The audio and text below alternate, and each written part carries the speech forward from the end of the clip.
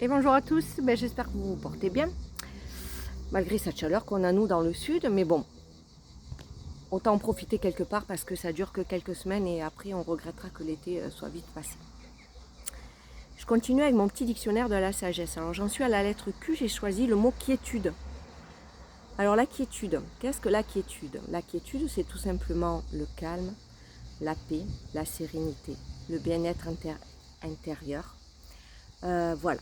Euh, Vouloir être en paix avec soi-même, avec les autres, ne pas se nourrir des petites histoires des uns, des autres, pour alimenter un ego, une jalousie ou tout simplement des choses qui ne servent strictement à rien. On n'est pas là pour ça.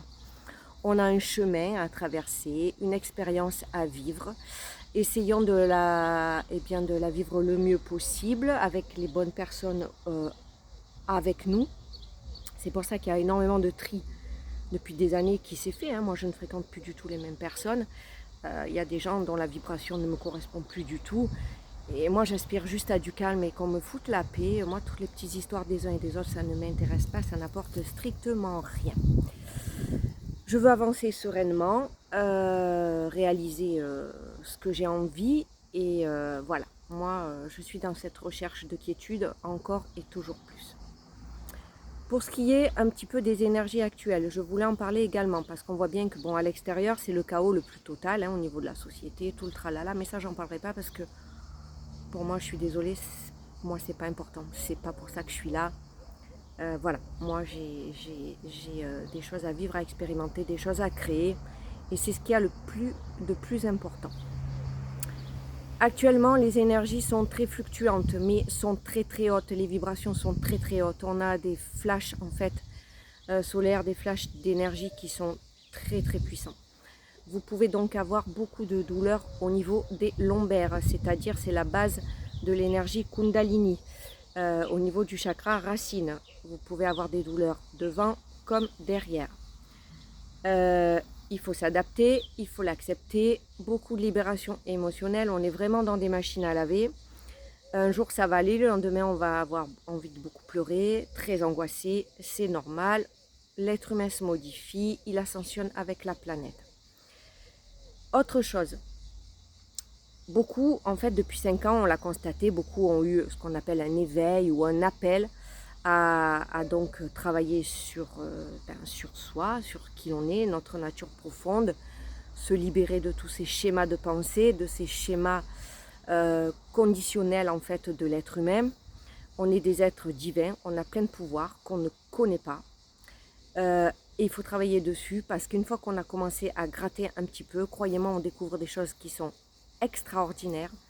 On se modifie et on arrive enfin à comprendre ce qu'on fait là, pourquoi on est là. On accepte les tempêtes, on les traverse avec un peu plus de distance, de détachement. Voilà. Et après, on arrive à vivre des vagues de sérénité, des vagues de calme dans lesquelles je suis actuellement, où je suis vraiment en accord le plus total avec moi-même. J'ai même plus envie de me maquiller, je m'habille comme ça vient.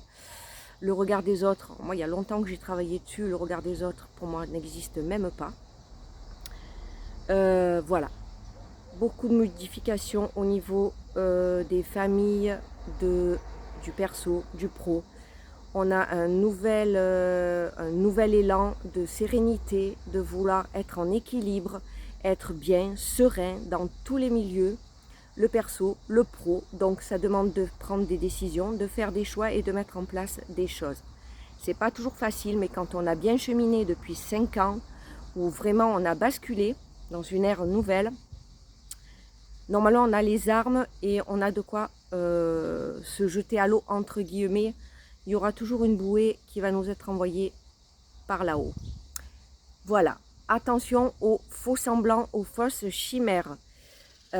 Vous prenez une décision de changement, attention à avoir tous les tenants et les aboutissants. Ce que vous étiez avant, vous ne le serez plus maintenant. S'il y a des choses que vous aimiez avant faire et que vous ne faisiez pas du fait de la vie que vous meniez, vous changez de vie, attention, il y a peut-être des choses que vous ne pourrez quand même pas refaire parce que vous n'êtes plus dans la même vibration, vous n'êtes plus le même être humain. Ça, c'est très important de le comprendre.